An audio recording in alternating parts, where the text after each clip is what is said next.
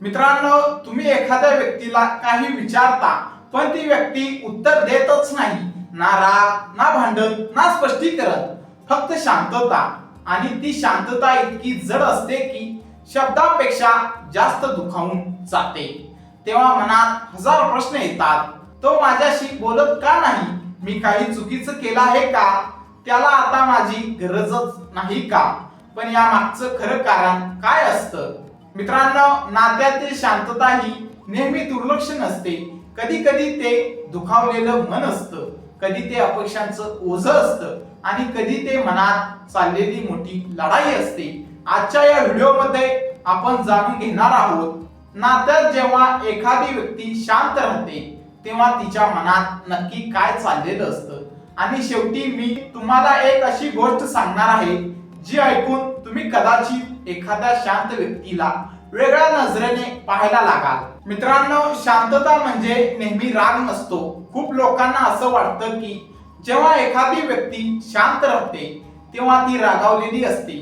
पण मानसशास्त्र सांगतं की शांततेमागे अनेक कारणं असू शकतात. कधी कधी व्यक्ती बोलत नाही कारण ती खूप दुखावलेली असते. जेव्हा एखादं मन खूप जखमी होतं तेव्हा ते दोन गोष्टींपैकी एक करतं. एक तर ते खूप बोलतं किंवा पूर्ण शांत होतं. शांत राहणारी व्यक्ती कदाचित आतून असं म्हणत असते की मी बोललो तर कदाचित आणखी भांडण होईल, म्हणून ती शांत राहणं पसंत करते. कधी कधी मित्रांनो, असं होतं की मनात खूप काही असतं पण ते शब्दात मांडणं अगदी अशक्य वाटतं.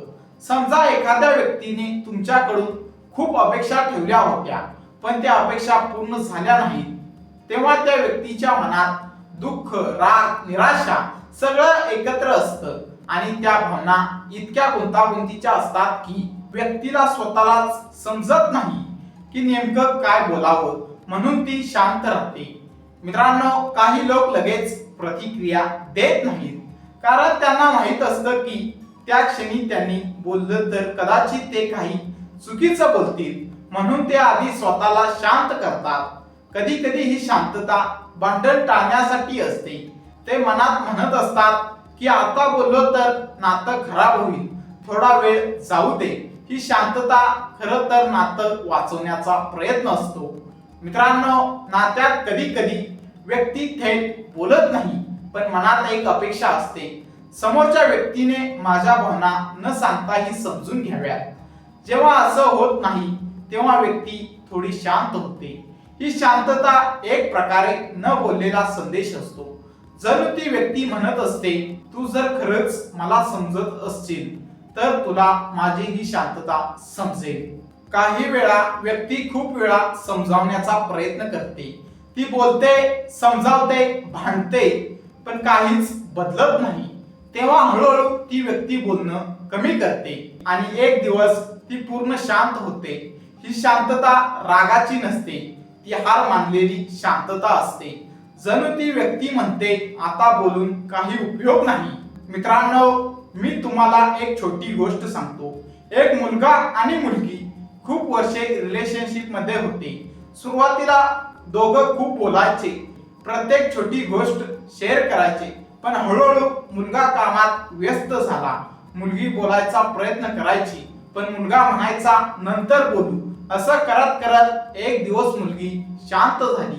ती भांडली नाही, ती रागावली नाही, ती फक्त शांत झाली. मुलाला वाटलं सगळं ठीक आहे, पण खरं तर त्या शांततेत खूप काही होतं. तिची दुखावलेली मनं, तिच्या अपूर्ण अपेक्षा आणि तिचा तुटलेला विश्वास. आणि एक दिवस ती पूर्णपणे दूर गेली. तेव्हा मुलाला कळलं ती जेव्हा शांत होती तेव्हा ती नातं सोडण्याची तयारी करत होती. म्हणून मित्रांनो, लक्षात ठेवा, नात्यातील शांतता कधीही दुर्लक्षित करू नका. कारण कधी कधी ती शांतता म्हणजे तुटलेलं मन असतं, थकलेलं मन असतं किंवा नातं सोडण्याच्या उंबरठ्यावर उभं असलेलं मन असतं. मित्रांनो, जर तुमच्या आयुष्यात कोणी अशी व्यक्ती असेल जी अलीकडे खूप शांत झाली आहे तर आजच तिच्याशी बोला. कदाचित ती अजूनही तुमच्या एका शब्दाची वाट पाहत असेल.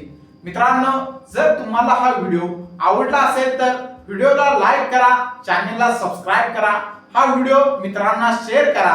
हा व्हिडिओ कसा वाटला कमेंट मध्ये नक्की सांगा। भेटूया पुढच्या व्हिडिओ मध्ये। धन्यवाद।